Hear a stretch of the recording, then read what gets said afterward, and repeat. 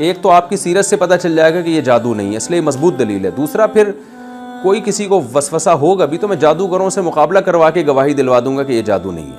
تو یہ بات اللہ کے علم میں تھی، اس لیے اللہ نے فرمایا کہ یہ دو بہت مضبوط دلائل ہیں، مضبوط براہین ہیں من ربک، آپ کے رب کی طرف سے، الی فرعون وملئہ، فرعون اور اس کے درباریوں کی طرف. اور دوسرے مقام پہ پتہ چلتا ہے کہ اللہ اور بھی نشانیاں آپ کو دے گا. فی 9 آیات، 9 نشانیاں ہوں گی.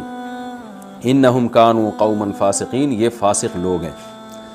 موسیٰ علیہ السلام پریشان ہو گئے، بھائی اللہ تعالیٰ نے تو، میں تو مصر سے، مدین سے ابھی مصر جا رہا ہوں اپنی زوجہ کو لے کے کہ چلو بھائی ایک نئی زندگی کا آغاز ہوگا، چھپ چھپا کے میں زندگی گزاروں گا. 10 سال کیس پرانا ہو گیا، بھول بھلیاں ہو چکا ہوگا معاملہ.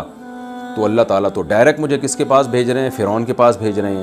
تو موسیٰ علیہ السلام نے اللہ سے عرض کی، قال رب انی قتلت منہم نفسا، اے اللہ میں نے تو ان میں سے ایک جان کو قتل کیا ہے. فاخاف ان یقتلون، مجھے خوف ہے کہ وہ مجھے قتل کریں گے.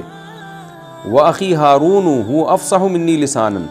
لیکن موسیٰ علیہ السلام نے جو اشکال ظاہر کیا نا، اس سے بھی پتہ چلتا ہے کہ اگر بڑا کوئی کام کہے آپ کو اور چھوٹے کو اس پہ کچھ اشکالات ہو رہے ہوں تو اپنے اشکال رفع کرنے میں کوئی حرج نہیں ہے. آج بعض دفعہ ایسا ہوتا ہے کوئی بڑا آپ کو کوئی کام کہتا ہے، آپ اپنی کنفیوژن دور کرنے کے لیے اشکال کر رہے ہیں تو اس بڑے کو غصہ آ جاتا ہے، بھائی پوچھ کیوں رہے، جو کہا ہے وہ کرو بس فوراً. تو جب بھی کوئی آرڈر جاری ہو نا تو اس کی حکمت بیان کر دینے میں کوئی حرج نہیں ہے، تاکہ سامنے والا اور جو ہے وہ پر اعتماد ہو کر اس حکم کی بجاوری کرے. تو اللہ میاں نے بھی موسیٰ علیہ السلام کو ڈانٹا نہیں کہ میں آپ کو کہہ رہا ہوں فرعون کے پاس جاؤ، آپ کہہ رہے ہو میں نے انسان کو قتل کیا، وہ مجھے مار دیں گے، یوں کر دیں گے. بلکہ اللہ تعالیٰ نے موسیٰ علیہ السلام کو تسلی دی.